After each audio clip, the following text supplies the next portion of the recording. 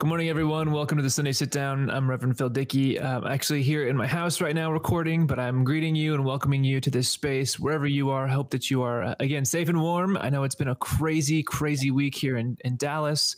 And so wherever you're joining us from, I pray that you are indeed safe and warm and hopefully have flowing water as well.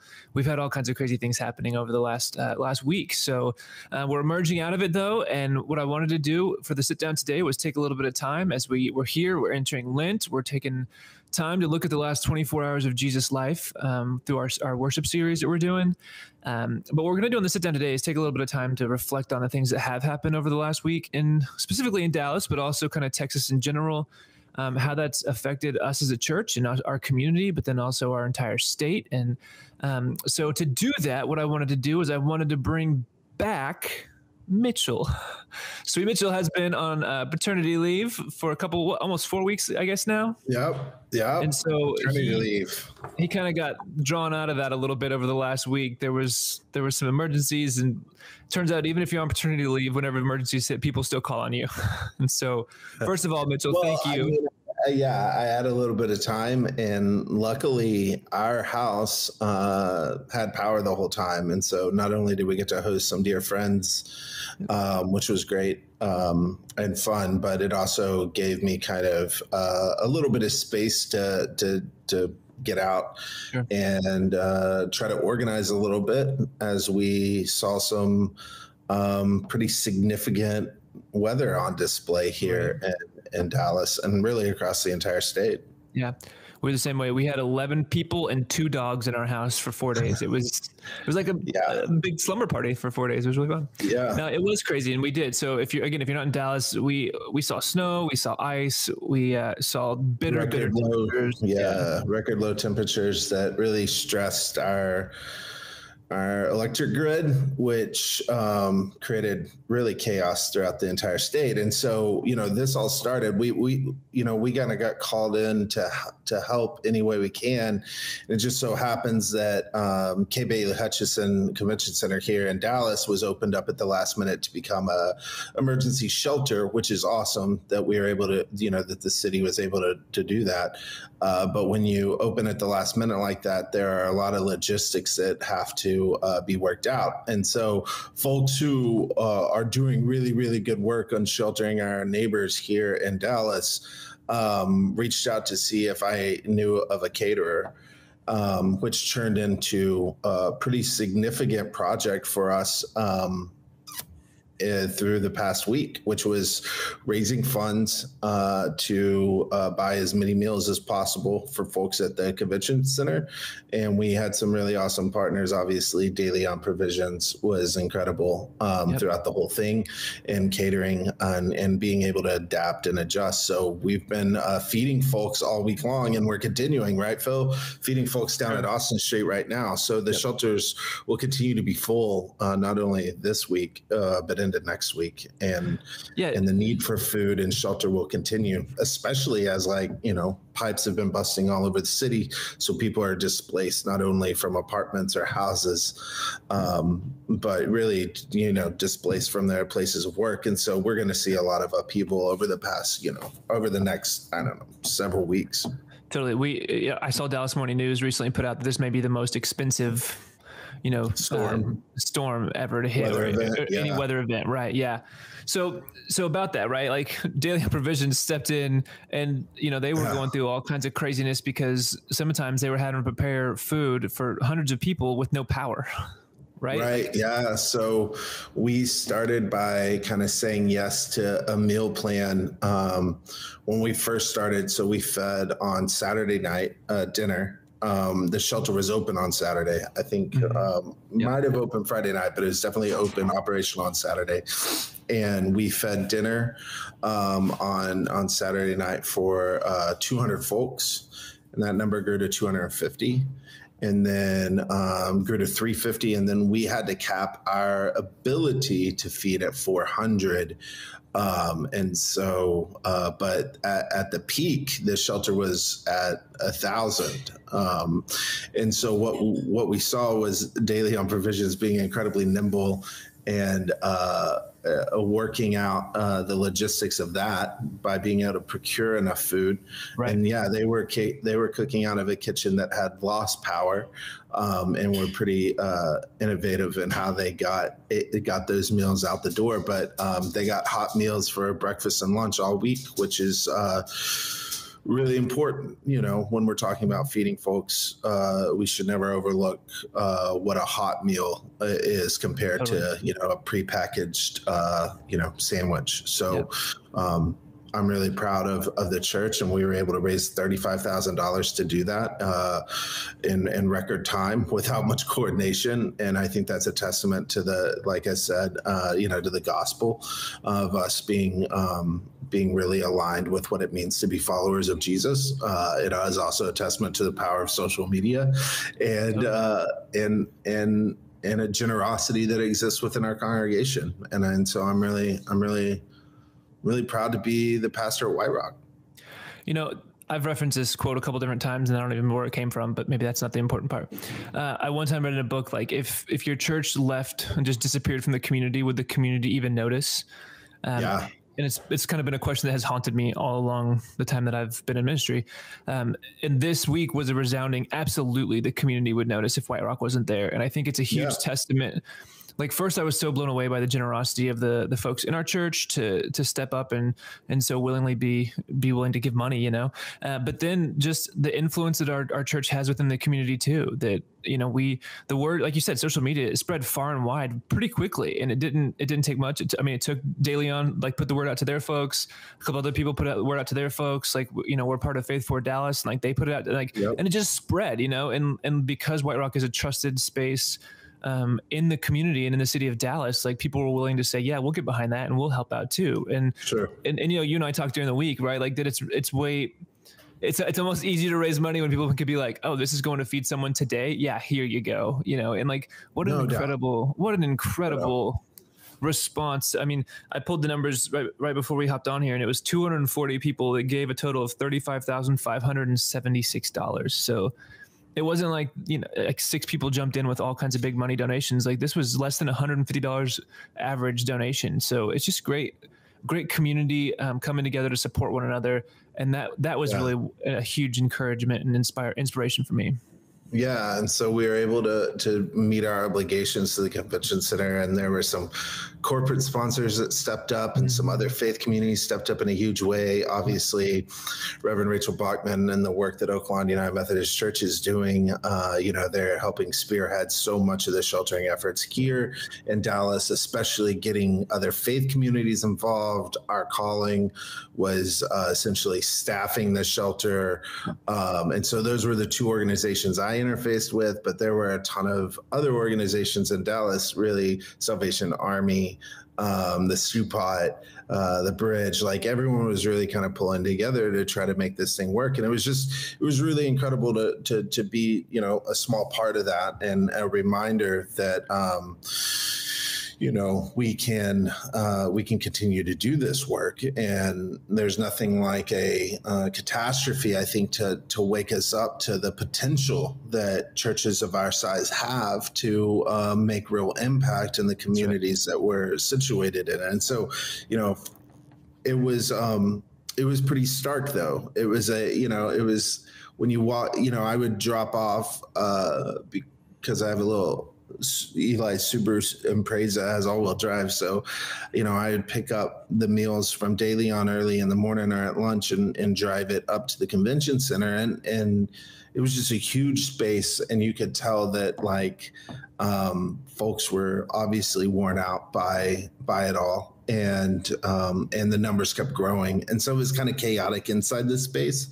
But there was some rhythm to it all, which was around mealtime. And it gave everyone kind of an option to just take a breath and get a warm plate of food. And for that, something as simple as feeding people who are hungry, it's a good reminder that there's a lot of power that happens around tables and around food. And so, you just preached that sermon right on the feeding of the 5,000, and it just kind of got lived out, right? Right. Yeah, absolutely. for sure. Yeah, so we just popped up here.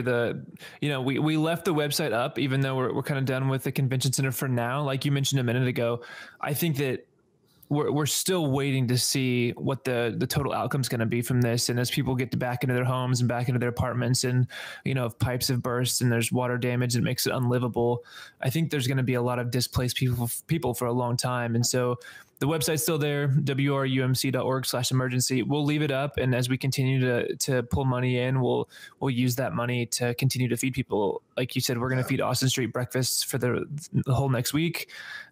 We were able to step in and fill a couple gaps because obviously a lot of the crazy things happened. So folks that were committed to feed at Austin Street had to step out and couldn't fulfill their obligation. So we were able to step in and coordinate and fill those spaces. So we'll continue to do that with Austin Street. And if other things pop up, or if the convention center continues to get used, we'll go back and do it again. it's a tireless effort, right? Like this keeps going. Yeah. And the more we get involved in this space, the more, the better prepared we'll be for next time. Right. Which is, it's probably not time yet really to turn all of our attention to next time, but it is clear that there's a lot of work to do in our city around, emergency preparedness and how we can leverage our communities of faith to step up in a organized way. Yeah. And let's maybe talk about that for a second. I heard our mayor on, I think, the Today Show the other day, and he was, he said a lot about the city and didn't say a lot about the fact that there were a whole lot of nonprofits and faith communities that were really making a lot of this happen. But he just talked about how, we opened the convention center and we were able to yes, you did that. But like you said, you did it the last minute. And because of that, it really left things in a huge scramble. And so you put a tweet thread out, that really talked about and pressed the issue a little bit of we got to do a better job of being prepared for things like this. And I think that's the part of the conversation that we really need to investigate. If people didn't follow you on Twitter, what's your handle on Twitter? @_Mitchell_. There you go. So they can go on and follow you on Twitter. Yeah. Share a little bit though about what you said on that. Yeah. I mean, I have a lot of opinions about it. I'm not in the know like other organizations here are in Dallas who work with the city anytime the convention center needs to be opened. I do know from folks who are closer to that work that the convention center was opened up at the last minute, and I find that to be shameful. It's not like we didn't know that people were going to need shelter. Of course, we had no idea that the entire grid was going to, get really close. I think the Texas Tribune said within seconds and minutes of total collapse. But we did know that there was going to be frigid, temperatures that were going to, result in loss of life. And so I think it is important for us as communities of faith to do two things. One, to hold our cities, our city councils, those who make decisions responsible for ensuring that the city cares for those who are on the margins or who need support to survive. So there's one way I think we can have real honest conversations with our elected officials about that here locally. But two, regardless of what that looks like or the outcomes of elections, churches have a responsibility to do all they can to also ensure that folks aren't literally left out in the cold. And so, I think for us as pastors and as leaders and as people of faith who are members of congregations that have a deep care for our city, there are options available to us as churches and faith communities to do more and to be better organized. And I say that knowing that I have not entered into those spaces as much. And so I'm the first to admit that this is a wake-up call for me as a senior pastor of a church, but also as someone who cares about this. There have been people doing this work, and I want to honor that and say that maybe it's time for the rest of us to do our part too, because we were just not prepared for this. And there are a ton of faith communities all over the city of Dallas and we take up a lot of real estate, and we have really, really large buildings. And if we are on the grid and we have power, we have to find ways to be warming stations or shelters or feed folks or do our responsibility as communities that are, embedded in neighborhoods. Yeah, I know we looked up Oaklawn once before. They have a website, olumc.org/shelter, that not only has a place that, again, you can go and donate to make sure that people are sheltered on cold nights, but they also put a how-to on there for faith communities, a kind of a how-to become a warming station, or what are some simple steps you can take to be ready for these kind of things. So I think they're doing a great job, and you don't always have to recreate the wheel, right? There's people, like you said, there's people out there doing the work already. How do we come in partnership with those people to make sure that we're being effective, and not everybody has to do the same things all the time, right? And so we just have to figure out how to carry the load together. I think you were saying before we went on, Be More Ahead was with our church and society group at White Rock, which if you haven't yet found a spot with that group, you should. Third Thursdays, 12 o'clock. B mentioned that, and she does great work with Texas Impact, and mentioned that our legislative body in the state is actually fairly good at being reactive. Like like you said, we won't have an issue with the grid again, probably, but we're not very proactive. And I think that's a good call for churches to start being proactive. And so one of the things I'm thinking about, I'll probably, tweet it out later, I guess, paternity leave, is, what it look like for churches, a couple of churches, 2, 3, 4 churches in each district in our city to be designated as the warming centers. And what would it look like for the city and churches, faith communities, corporations to have a partnership where we could put these churches off the grid in times of emergencies, right? So it just is a matter of saying, Dallas has an incredible amount of resources. We have the capacity, we have the money, we have a budding tech industry.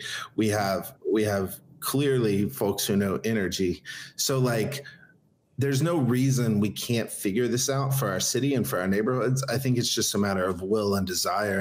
And I hope that we can start leveraging the spaces that we have as faith communities to do more when situations like this arise. Because I think churches are primed. Not only can they be trusted within neighborhoods if they're doing good work, but they also just have the space, and they have the natural, hey, I know where that church is. I'm going to go warm up, or I know that I can get clean water there, or I know, I can charge my device or find a place to sleep.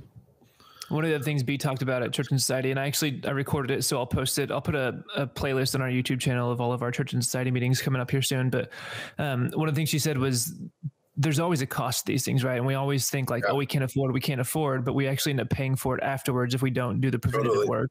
And she said the other thing that we don't think about is it's a cost to who, right? And if we don't do the preventative work, then it's not just a financial cost, but it ends up being a loss of life, like we saw here, right? I think I saw around 40 people or something died in the Metroplex this week from this. So there's always going to be a cost, and it's again, we have a ton of resources. It comes down to priorities and where we're going to invest those resources. Yeah. So there's a lot of work to do on that. Yeah, and look, the mercy work of feeding folks, that is really, really important work. Totally. And so I want to say thank you again to our folks and our church for stepping up, and we're able to really do things that were beyond the imagination when we first started. So thank you for that. There were people being fed in warm bodies, and we played a part in saving some lives, literally, I think, over the past week. And that's really great. And we have a responsibility to keep going and ask deeper questions about what does it mean to be church? What does it mean to have space? What does it mean to have resources? And how can we pull in the same direction? And so I look forward to entering into those conversations with the church as a whole, and taking my cue from folks who've been doing this work far longer than we have. And so, I think it's just once things thaw out, we have a responsibility to keep asking questions about what happened this past week in the city of Dallas and statewide, and how can we make sure that this doesn't happen again, and churches can be prepared to help lead. Mercy along with justice, right? Two Always. sides of the same coin. Yep. Mitchell, thank you for taking some time. I know you're still on paternity leave for the next 2 weeks, right? You'll be back on the next couple of weeks. Yeah. So I'll be back in the pulpit? I'll be back mid-March in the pulpit. Yep. I'm excited to be back. I'm looking forward to it. We look forward to having you back. Paternity leave, though. It's been great. Good. Well, we've missed you. We hope you take these last couple of weeks to really enjoy and soak up all the time you can with little Declan, and we'll look forward to having you back before too long. Yeah, good to be with y'all. All right, everyone. We'll be back in just a couple minutes for worship. Thanks so much for joining us. Let us know if you have questions or if you have stories to share about your experience over the past week. We'll get a link out as well where you can share those stories, because it's important to tell the stories, and it's important that our legislators know what those stories are. So we'll get some information out so that you can share your stories too. All right, y'all. We'll see you in worship in a couple minutes.